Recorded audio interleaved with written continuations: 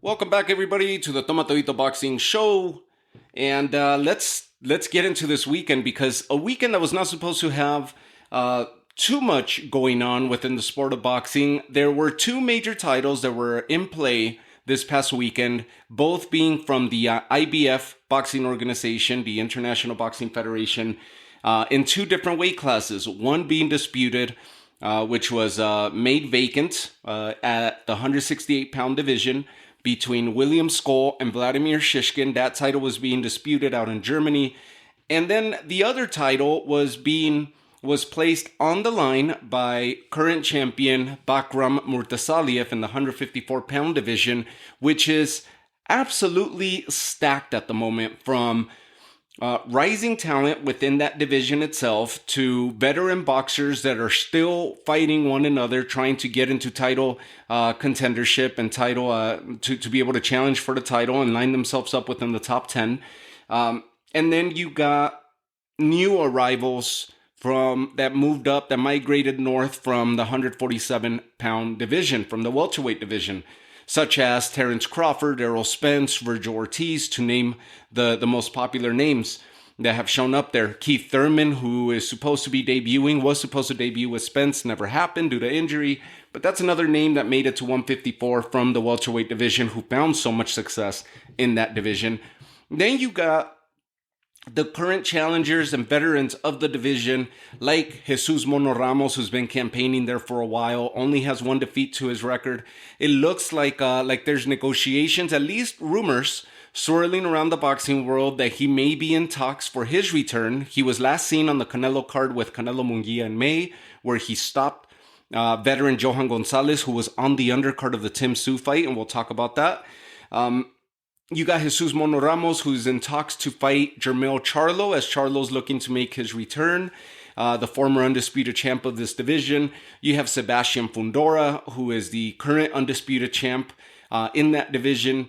You have new talents like Xander Sayas and Yoenis Steyes, who also, Yoenis Steyes was on the undercard of the Tszyu card, as we're going to cover that as well. And then you got Tony Harrison, Erickson Lubin, who else comes to mind? You got Madrimov, Boachuk, and of course, you got Tszyu, who has by far become one of the more dominant champs with victories like the ones that he's had over Tony Harrison, Carlos Ocampo, Brian Mendoza. You got Brian Castaño as well, announcing that he's going to be returning to boxing soon. He's been out since that undisputed matchup and rematch against Jermell Charlo. That was back in 2022, so we haven't seen or heard from Brian Castaño. It's a great mix that you have of talent at 154 pounds, and Tszyu is has become one of the more popular names, son of the legendary boxer Costa Tszyu, and he's made sure to carve his own path, to carve his own way into stardom. He goes into this fight Saturday night against Bakram Murtazaliev, the less popular, lesser-known fighter, nonetheless the reigning champion for the IBF. That title was made vacant by the IBF earlier in the year, and it was placed vacant to be disputed between Bakram Murtazaliev and Jack Colkay, another veteran of the division and a veteran of the sport. Odds were heavily favoring Jack Colkay in that fight, and Bakram stops him in the 11th round. A lot of criticism came out of that fight with weight issues that Bakram Murtazaliev had experienced in the lead up to that fight with Jack Colkay. Nonetheless, he came out successful, and he came out as the newly crowned champion. He puts his title on the line. That was in April of this year. He puts his title on the line against none other than Tszyu. And Tszyu most recently had that fight, which was a bloodfest of a fight, and it was a sure shot candidate for Fight of the Year. Another challenger for that title of Fight of the Year could be Virgil Ortiz and Sergey Boachuk, who ran into each other in August. The Sebastian Fundora fight happened in March. That was supposed to be Tszyu, Keith Thurman. Keith Thurman falls out. Fundora was fighting Boachuk on the undercard, gets elevated to the main event. Boachuk, I think, fought Brian Mendoza. Came out successful. And then we had what was a thrilling matchup between Tszyu and Fundora.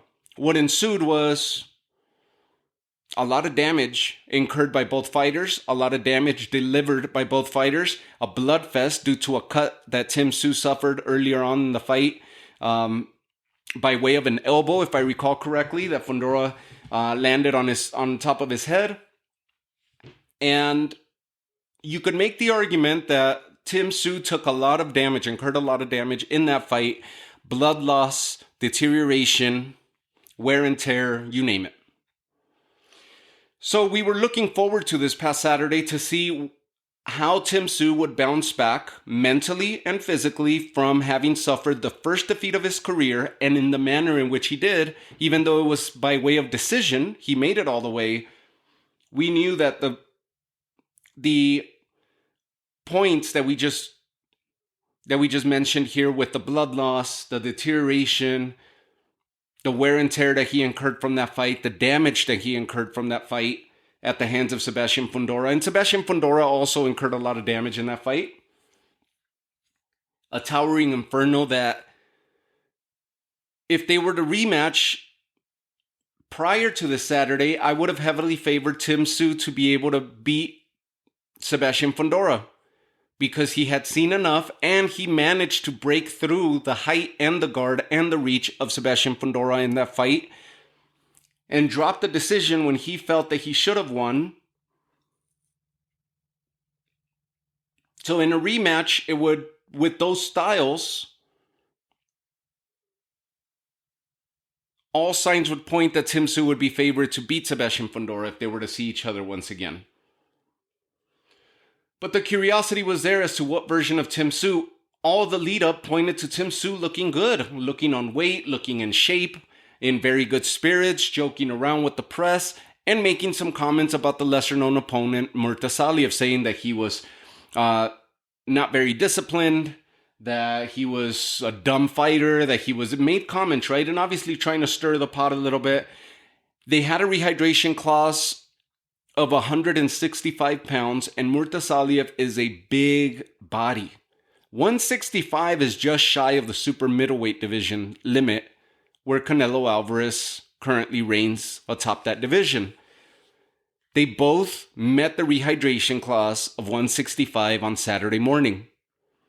As they're exiting the weight room that morning, you could go check this video, you could find this video on social media.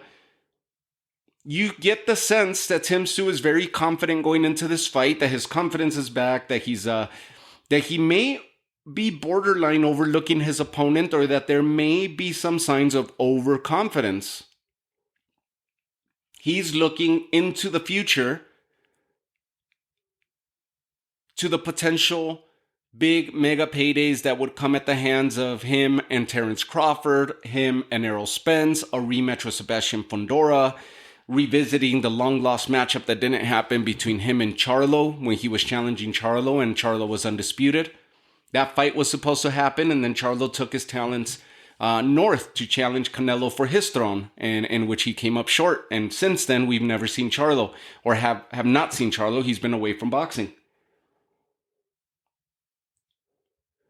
So you're getting a sense that Tszyu's confidence is riding at an all-time high, and you're hoping that he's not overconfident and overlooking the opponent. Now, if we go back and revisit my preview episode that I put prior to the fight, and you could hold me accountable to this, the way that I'm breaking down the fight was very simple. It was not going to be an easy task. If he was to beat Murtazaliev, this was not going to be an easy task, because we see, although there's not a long resume on behalf of Murtazaliev, what you are able to see, and more evidently earlier this year, which will give you a good sense of the style of Murtazaliev, and you go back and revisit maybe 2-3 fights prior to that, you get a good sense that He doesn't change his style much. His style is come forward. He relies on his power. He has good power on both hands. He mixes his attack every so often from the combination as a headhunter.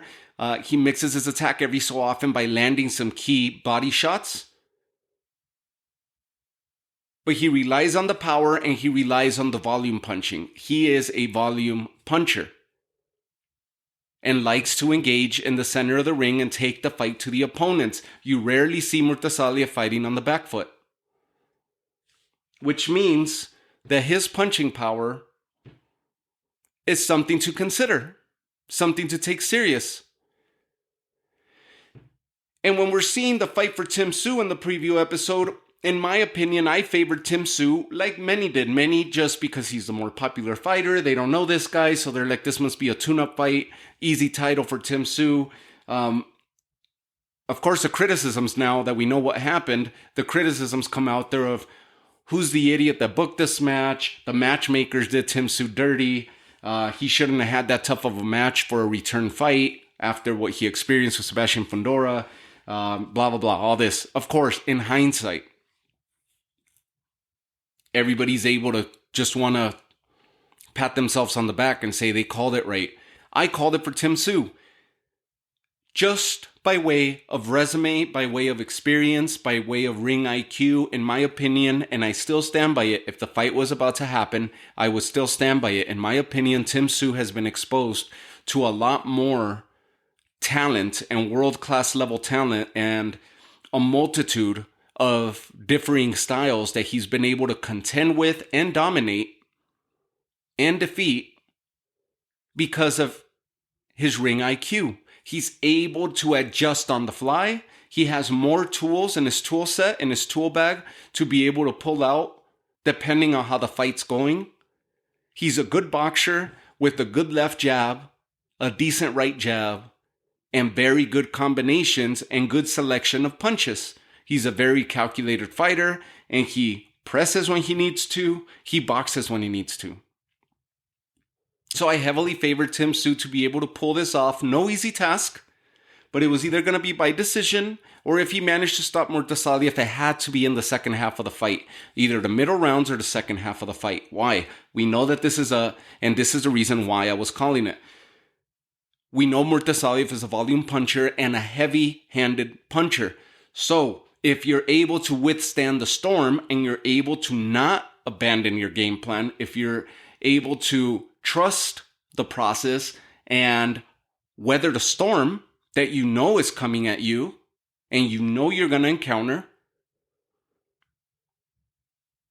then you know that as stamina begins to wear, as the lung capacity begins to deteriorate or diminish, then you know that those punches that you're getting hit with at 100% level early on in the fight, by round 3, round 4, they're going to be about 95, 90%. By round 5 and 6, they're probably going to be about 85, 80%, depending on the flow of the fight and the speed of the fight, the speed in which they're engaging, and the amount of punches that they're throwing. By round 7, 8, 9, those punches may very well be around the 60% power level, strength level. And that's where Tszyu would begin to capitalize, in my opinion, if he was to use every single one of his tool sets necessary for a fighter, for an opponent that you know is going to come and hunt you down. When they just come at you, you get on your bicycle. You utilize the ring. Make sure that you don't get cornered, that you don't get trapped against the ropes, and box. And between the two, the more elusive fighter is definitely Tszyu. So for Murtazaliev's team, if this was in fact their game plan, and it just didn't happen to play out this way by chance, but if this was in fact their game plan, they executed the game plan to near perfection because they took the fight, they landed the power, they took control, and ended the fight early before it got into the later rounds. before things started getting iffy for them. Near perfection, the way they executed this game plan, if that in fact was the game plan, which all signs point to that being the game plan. Land the power, get in, get out, go home. Murtazaliev, the lesser known champion, the lesser known fighter, the less popular fighter, shows up with the belt around his waist. And now he has established and cemented himself as a who's who in the 154-pound division. He just shook up the 154-pound division. With a performance like this against a name like Tszyu, people are going to be hesitant to get into the ring with him. This is not a fighter that people are going to be like, I'll get in there, I'll show him up. They're going to be a little more hesitant because this is real. This is not like Madrimov against Terence Crawford, where people were like, well, I think Madrimov did enough to have beat Terence. Terence got the decision. Madrimov's no joke. He's a heavy hitter. He's a complicated fighter. What have you. But they didn't see Terence Crawford flying all over the ring, and it's obviously because of the attributes of Terence Crawford and what he brings to the table as well. But Tszyu was already in talks to fight the caliber level fighter like a Terence Crawford. Or a Vergil Ortiz or a Spence or what have you. What this guy did to Tszyu is not just cementing his reign as champion in this division, announcing his real arrival to the division, because many people didn't watch or ignored the fight that happened with Jack Colque, not taking it serious because they didn't consider Jack Colque to be a top-level contender, even though he's got a really good record and has been a veteran of the sport. They're like, he's a good fighter, but he's not elite. He's not a great fighter. Now, Jack Colque's stock just rose, and he's potentially going to get some good fights because he managed to take Murtazaliev to round 11, where Tszyu lasted 3 rounds.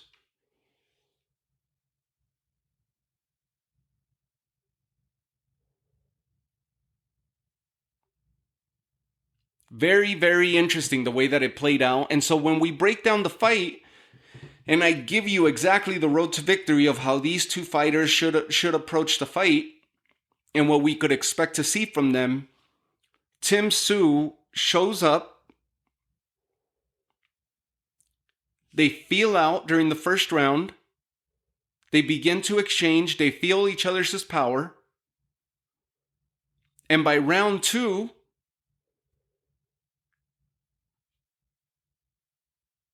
Tszyu wants to exchange with Murtazaliev.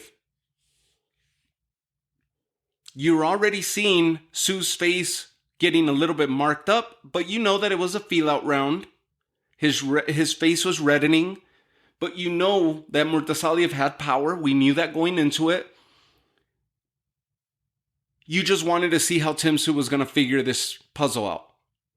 And if he was going to begin to box, keep Murtazaliev at bay, and execute his game plan. All signs point to the evidence, or at least what we saw is evident to us, that Tszyu may have overlooked this opponent. He was so confident that he could dominate the lesser known opponent that he did not respect his punch. He felt the power and chose to continue going forward. You can't deny that he's not a warrior. You can't say he's not a warrior. He's every bit as rugged and tough as they come, Tszyu is. He felt this power, kept mixing it up with them, knew that he was going to have an opportunity to catch him, caught Murtazaliev with some really good punches and some uppercuts that he managed to land in there.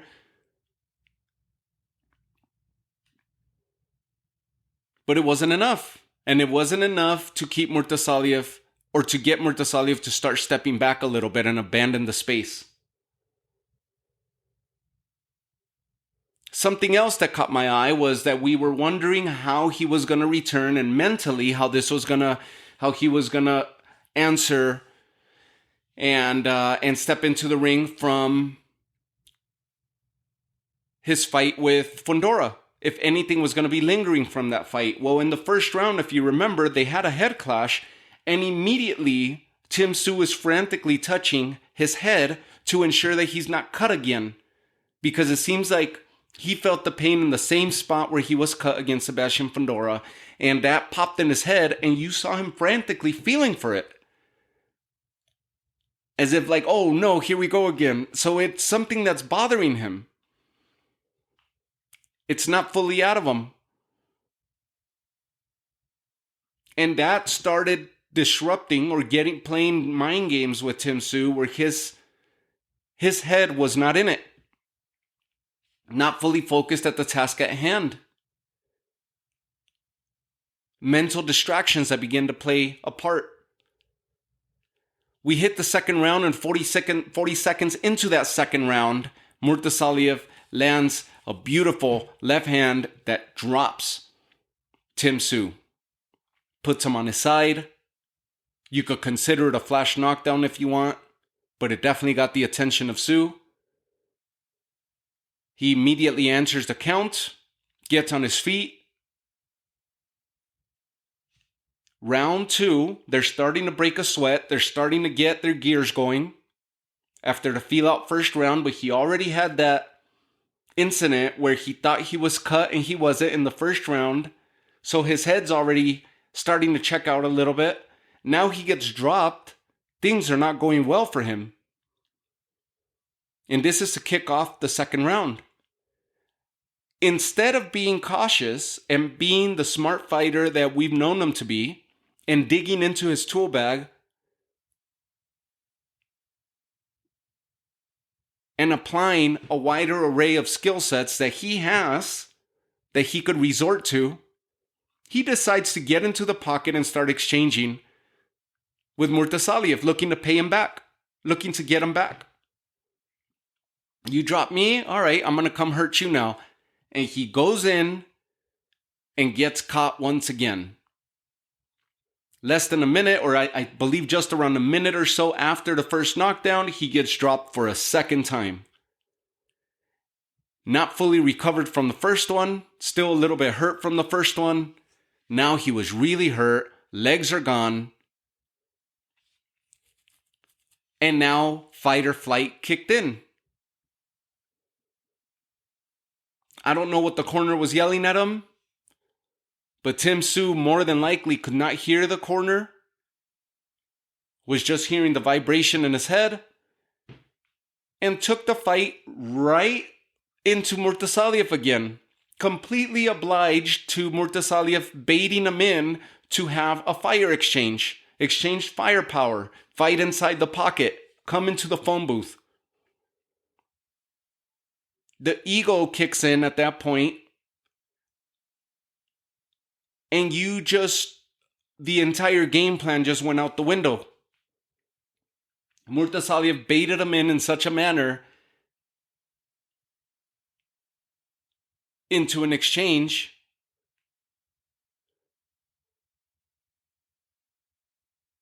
where now he's baiting Tszyu to follow him towards the ropes, and lands that third knockdown amidst an exchange, sending Tszyu face first down towards the canvas.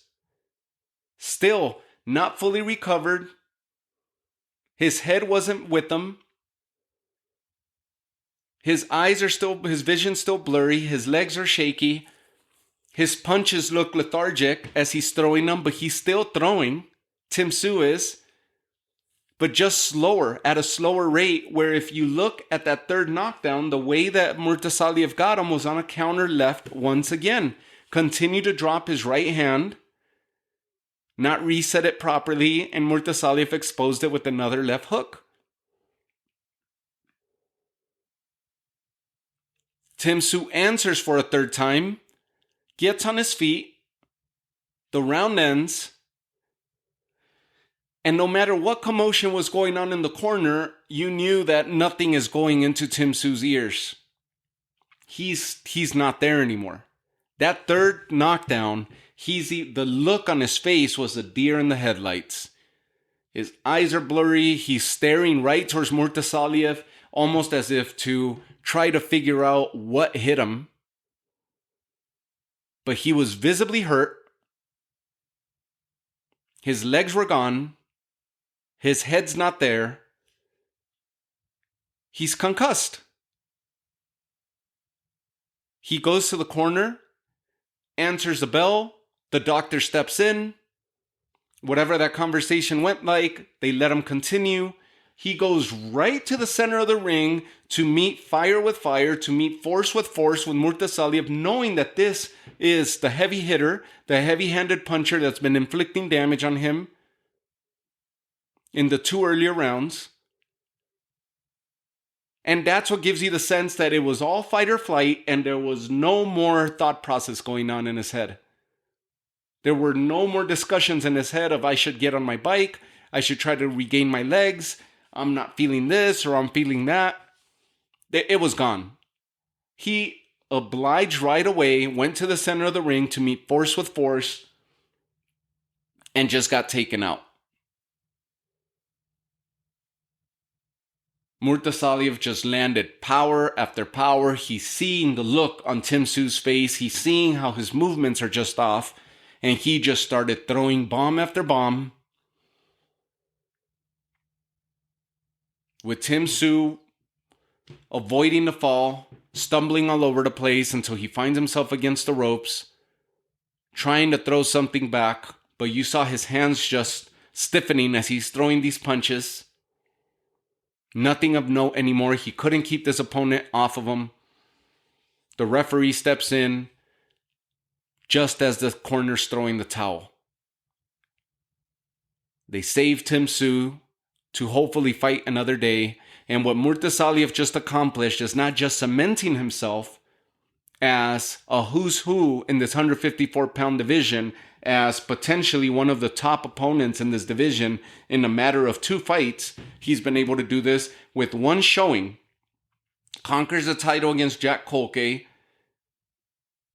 And now, the way that he defeated Tszyu, he just sent the message to the entire division that he's potentially going to be the hardest foe to defeat. Or at least that he's the strongest puncher of the division. And damage will be inflicted on you if you decide to share the ring with them. It was a hell of a performance.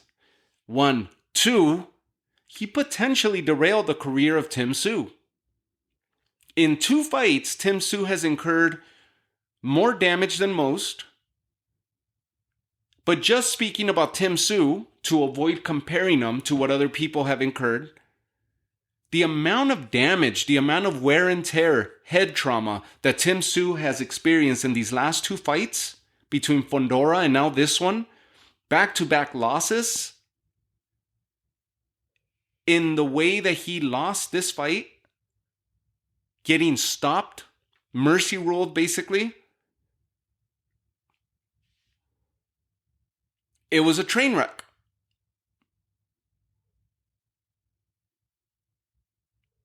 And it potentially has taken years out of his professional career, just these last 2 fights,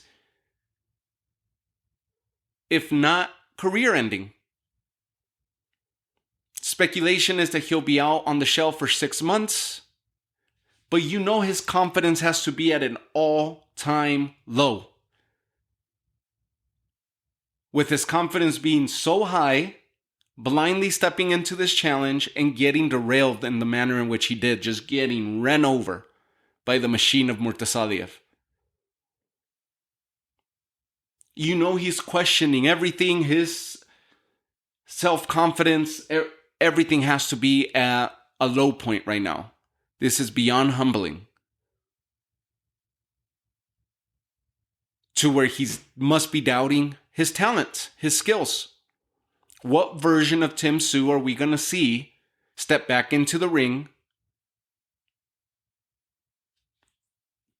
if we see him again. Because this is as bad, if not worse, than the beating that Errol Spence took at the hands of Terence Crawford. And we haven't seen Errol Spence return to the ring since. A fighter with great ring IQ, with great boxing ability, with great boxing pedigree like Errol Spence, has been out of the ring instead of having come back and put together a few fights, tune-up fights.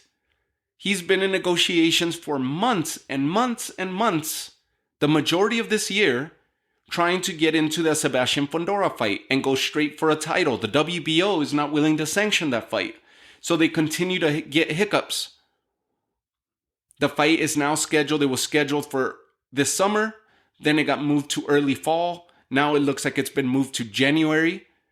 And it looks like the event will be happening because they already signed the co-main event, which is David Benavidez and David Morrell. So we know Sebastian Fundora is going to be on there. The WBO is backing Terence Crawford, not Errol Spence. The WBC is okay with Errol Spence. And PBC is pushing for Errol Spence, being that Sebastian Fundora is also promoted by PBC. A lot of people are saying this would be the last hurrah, the last big payday for Errol Spence, but he's going to get derailed by the Towering Inferno. Many believe that Errol Spence will be able to pull off the upset outbox and shock the world by dethroning Sebastian Fundora. Both are very likely scenarios, but we haven't seen him since his loss to Terence Crawford. So all we have in our brain is not a rebuilding fighter, not a fighter on the comeback, not a fighter that's put together a good amount of victories to warrant that title shot. It's just simply by name and resume that he's getting the shot and the promotional push. So we don't know what version of Errol Spence is going to step back into the ring. All we know is what happened in his last showing at the hands of Terence Crawford.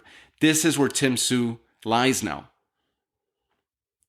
Two rough, grind out matchups, back-to-back losses, a lot of damage, a lot of head trauma, immense levels of wear and tear in his body, not just from the camps, but what was incurred in the ring.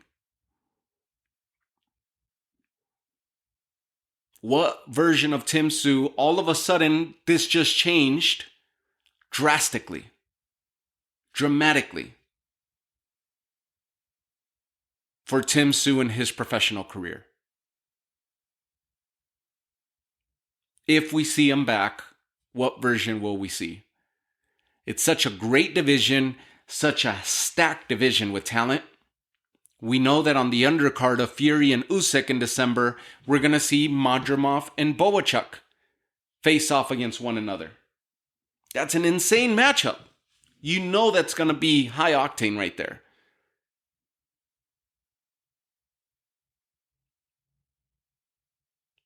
So with the names that we mentioned at the beginning of the episode roaming this division, and then you got new talent, like on the undercard, we got to witness Yoenis Diaz stop the veteran Johan Gonzalez, Venezuelan fighter, who had 3 losses going into this. He had a loss to Kurbanov, a very good fighter, decision loss. Then he got stopped in May on the undercard of Canelo Munguia by Jesus Ramos, by El Mono Ramos, who stops him for the first time in his career.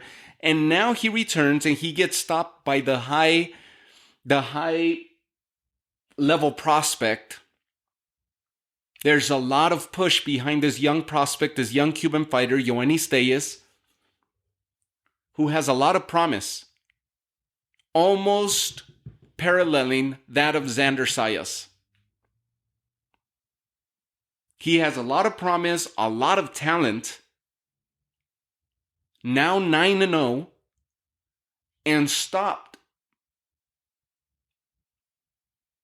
Johan Gonzalez, a veteran in this division and a veteran in the sport, a very good fighter himself.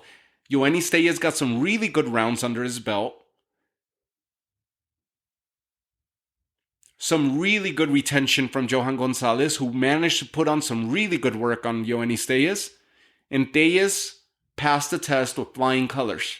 Imagine at this early in their career if Xander Sayas and Yoenis Diaz were to face off against one another.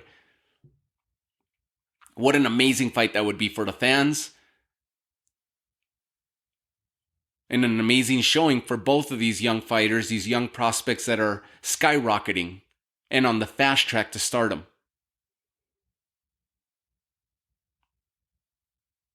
It's incredible. So now we have Sebastian Fundora as the unified champ. We have Terence Crawford as an interim WBA. And now you got Murtazaliev, who has established himself as potentially the toughest foe in this 154-pound division. Congratulations to Bakram. Shocked the world. Cemented himself as a legit champion. And we'll see how Tszyu returns, if it does happen. And real brief, because I want to just close out by going over to Germany, a fight that took place earlier in the evening, separate card, separate event, but it was for the same organization. The IBF had their vacant title, the title that they stripped Canelo Alvarez from, taking that undisputed title away from Canelo by removing this title from him. The IBF vacated the title, stripped Canelo, vacated the title, and placed it on the line between Vladimir Shishkin and William Scull. William Scull actually fought on the undercard of Canelo Munguia in May. Cuban fighter, 22-0. Vladimir Shishkin, 16-0, training out of Detroit under the tutelage of Sugar Hill. So Vladimir Shishkin was the favorite to win this fight, who possesses a lot of the same skills that Murtazaliev has, but you have the Cuban-style fighter, the Cuban pedigree, which is get on the bicycle, utilize every inch of the ring, and pot shot. Very good pedigree when they're able to exchange, they lunge forward. This is what William Scull possesses. And so the way to victory for William Scull was to get on his bike, to keep Vladimir Shishkin at bay, who's the heavier puncher, who has strength in both hands. Keep him at bay, pot shot him, jab him, make the fight ugly, get to the end, win enough rounds to get the decision. There was going to be a little home cooking because the fight was in Germany, and the Cuban fighter, William Scull, is based out of, trains out of, and resides in Germany. Vladimir Shishkin was the guest. Vladimir Shishkin was the favorite to win this fight if he was able to cut him off like he's done in the past, cut off the angles, press on the action, press forward, cut the fighter off, and land your power.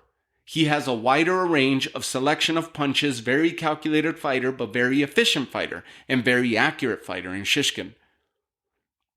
What ensued was William Scull, who, when he fought on the undercard of Canelo Alvarez and Munguia, after that victory over Sean Hemphill, which was another decision victory, he ended up, it was an 8-round fight. This is the first 12-round fight that William Scull's had in his career, even though he's 22-0. He got elevated to be Canelo's mandatory. Canelo chose to go fight Edgar Berlanga instead because nobody knew who William Scull was. This was not going to be an entertaining fight or an interesting fight. Must have not liked the style of William Scull. So the IBF proceeded by stripping the title, vacating it, and still sticking with William Scull as the number one contender, letting him challenge for it. This fight was very intriguing because of the contrast in styles. But the favorite to win was Vladimir Shishkin, just based on his attributes, his skill set, which the way that Sugar Hill has him fighting is cutting off the ring, pressing on the action, pressing on the opponent, usually getting them against the ropes or against the corner, trapping them, and then just landing the wide array of punches that he's able to land. Rarely does he land anything straight down center range, but rather a lot of hooks, a lot of body work to where he would break down William Scull. Well, this was the case. Almost anybody, and you guys could go watch this fight if you missed it, there wasn't much action in this fight. There wasn't much to pick from, but if you were to pick from the more accurate, the better boxing, you have to side with Shishkin. There were very few rounds that you could actually score for William Scull. It was just get on the bike, pitter patter, throw punches in sporadic succession. He would land. You got to give him credit. He would land. But remember, William Scull's talents are to lead with the left, throw combinations in a pitter-patter motion for the sake of creating enough of an opening to where he could land his overhand right. That's his power shot. That's his money shot. That's his go-to shot. That's all he did throughout the entire fight, like he's done in his entire career. He'll pot shot, he'll lunge in, clear out, pitter-patter, and then throws that right hand over and over and over until he could hurt his opponents. In that sense, very one-dimensional. But you have to be able to stop him and corner him because he's constantly moving, constantly staying at bay and moving around the ring and utilizing every inch of that ring. So in a big ring setting, it's hard to trap him because he's just going to keep running and circling. Very little action, very little to pick from. By round 5, I believe I had it Shishkin 4-1. Or by round 6, I had it 4-1. With that round 5, I believe I scored for William Scull. But it was a fight that you were just checking out. It was hard to score. It wasn't an entertaining fight for it to be a title fight, a major title fight. And in the end, towards the end of the 11th round, Shishkin's corner is telling him that he's losing this fight, that he needs to capitalize on the openings and start landing something of note because he was hurting William Scull and he hurt him several times and didn't capitalize on it. To close the 11th round, Shishkin puts on some really good pressure. The round ends, and then the entire round 12 was all Shishkin, where it looked like we were potentially going to see Scull get dropped or get knocked out. And instead, what we got was 0 warnings from the ref, the same pattern that we experienced the rest of the fight, just as Shishkin was starting to put on and formulate a plan and start to put and press on Scull.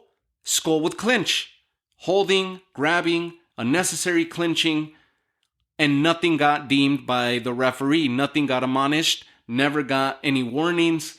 Never, it was just, all right, break, go ahead and fight again. And then 2 or 3 punches were missed, and then they would be clinching again and holding and grabbing and unnecessarily the entirety of the fight. So when we saw Shishkin putting the pressure, you see the corner just losing their mind. Meanwhile, you got William Scull's corner throwing their hands up so the people could cheer anytime that Scull would throw a punch or do something of note. And you can't help but think that this swayed the decision of the judges. And in the end, William Scull gets the decision and is crowned the new IBF Super Middleweight Champ. You can't help but think that there was a little home cooking there. And it sucks because Vladimir Shishkin, he has a lot of promise as a 16-0 fighter. Now he's 16-1. William Scull improves to 23-0. And this is the least fan-friendly style that you could ever ask for. Is very similar to how people would say the mastery of Guillermo Rigondeaux, but he would just bore you to death. Erislandy Lara, action fighter for a portion of his career, and then it's just a matter of pot shot and get out and just run. And we saw it. He depleted the energy between his fight and Danny Garcia, even though he pulls a stoppage on Danny Garcia. Danny Garcia that's more than likely going to be retiring, that had no place being in that ring and challenging for a title, but that's what PBC did, and that's what they're trying to do with Spence, trying to get him into a title shot when he's never even campaigned at this division at 154. Garcia had never campaigned at middleweight, but because of his body of work and his name, they managed to get him a title shot against Erislandy Lara, another PBC fighter who is not the most active of champions, who takes on minimal opposition and minimal threat, not willing to engage Janibek or Carlos Adames to be able to unify those titles, was never willing to engage Gennady Golovkin to be able to unify those titles in that division. So he does the bare minimum as well and stops an old veteran in Danny Garcia, a deteriorated version of Danny Garcia, by pot-shotting him and staying away. And that fight, if you recall, that was the undercard of Canelo Berlanga, depleted the energy from the arena where people were booing. That's the style of William Scull. The same old Cuban style, which is an amateur. It pays dividends in the amateurs and in the Olympic style boxing where they could run around, pot shot, and score. And by point scoring is great. Hit and don't get hit. The old adage of boxing. But when you're hitting and grabbing and holding and eliminating the flow of the fight, not allowing the fight to take place, you're disrupting the flow.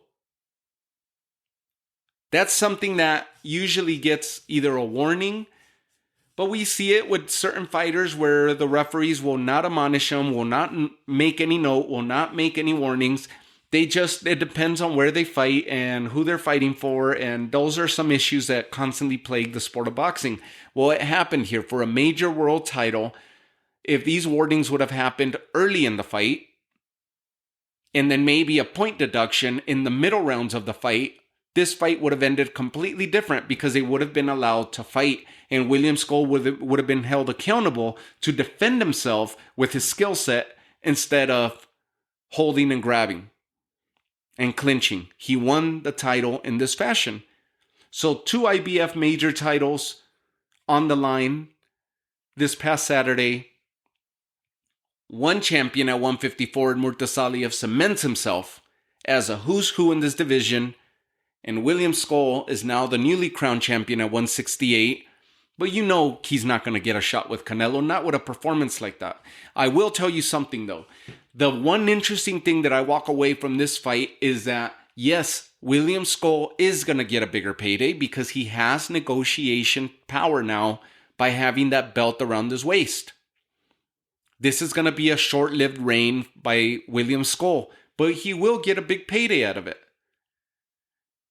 The plus side is which one of these champions or which one of these contenders at 168, there's 3 of them looking to run it back with Canelo, and Caleb Plant, Jaime Munguia, Edgar Berlanga, all suffered a loss at the hands of Canelo. You have 2 fighters, maybe 3, in Diego Pacheco, Christian Mbili, and I'm even going to throw in Vladimir Shishkin, the bully. 3 really good fighters who will love a shot at Canelo.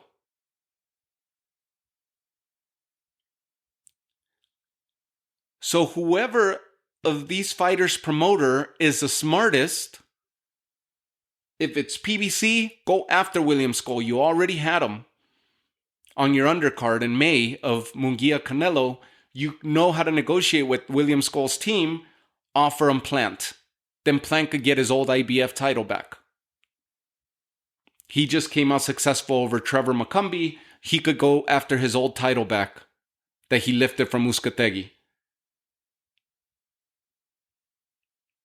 If you're PBC, you have a door open there with William Scull. Then Plant winning that title, he's been climbing the ladder back to try to get a shot at the championship. At Canelo, potentially running that back and righting the wrong. Another big payday, but another huge opportunity for Caleb Plant's career. If you're PBC, you should have been on the phone already the moment that William Scull was announced the winner. Eddie Hearn, you know that he's quick. He's got Diego Pacheco with him, undefeated fighter, looking to get a shot at Canelo. Trained by Jose Benavidez, and I interviewed Jose Benavidez after the post-fight conference with Pacheco Sulecki, and you guys could check the interview out on my YouTube channel where I ask him. And I made the comment to him where I'm like, if you're going to get to Canelo one way or another, it seems like, either by David Benavidez or now with Diego Pacheco. And you could check out his response to that on the YouTube channel. So Diego Pacheco, undefeated. Eddie Hearn should be on the phone trying to negotiate a fight with William Scull, get him a big payday, and then Diego Pacheco put him in line to potentially become IBF champion and now have some added leverage to negotiate a fight with Canelo. And that would be a fan-friendly fight. Jaime Munguia, you have Golden Boy and Zamfir, who promote or co-promote. Now Top Rank, I believe, is co-promoting. I think Golden Boy's out and Top Rank is in with Jaime Munguia and Zamfir. Hopefully they're on the phone trying to negotiate Jaime Munguia to get a title so he could potentially have another big Mexican showdown with Canelo. Or for Jaime Munguia, everything's open because he could have fights with Caleb Plant, with Edgar Berlanga, with Diego Pacheco, and have these big showings to be able to climb the ladder back. He's coming off a great performance against Eric Bazinian, a show-stopping performance that Jaime Munguia had. Edgar Berlanga just coming off the loss at the hands of Canelo, his first defeat. Eddie Hearn, again, he should be contacting William Scull and offer him either Pacheco or Berlanga. Puerto Rico versus Cuba or Mexico versus Cuba. They could make this fight in New York for Edgar Berlanga. They could make it in LA or Arizona for Diego Pacheco in a big showing. Christian and Mbili, Top Rank. Again, they could go there and make this fight somewhere in Canada for Christian and Mbili. William Scull's used to the European crowds. He could go to Canada and have a French-based, North American French-based crowd. Bektemir, again, they could bring it to LA with Golden Boy if that was to be, and that's probably the least likely of the options to get him, but it would be a decent option. So that landscape ends up opening up quite a bit. Congrats to Murtazaliev, who cements his reign as a champion at 154, and congrats to William Scull. We'll see how long his reign as champion lasts. I don't foresee it lasting too long, but hopefully his style changes a little bit so he could be a little bit more fan-friendly. Nonetheless, congrats, because he's a newly crowned champ at 168, and we'll see which one of these former champions and contenders atop the 168 is going to get the shot at challenging William Scull and lifting that title from him. So that was the action of this weekend. I'll let you guys all go. Thank you guys again for tuning in. And I'll catch you guys all in the next episode. Plenty of boxing to come later this week. Take care of yourselves. Have a good one. Good night.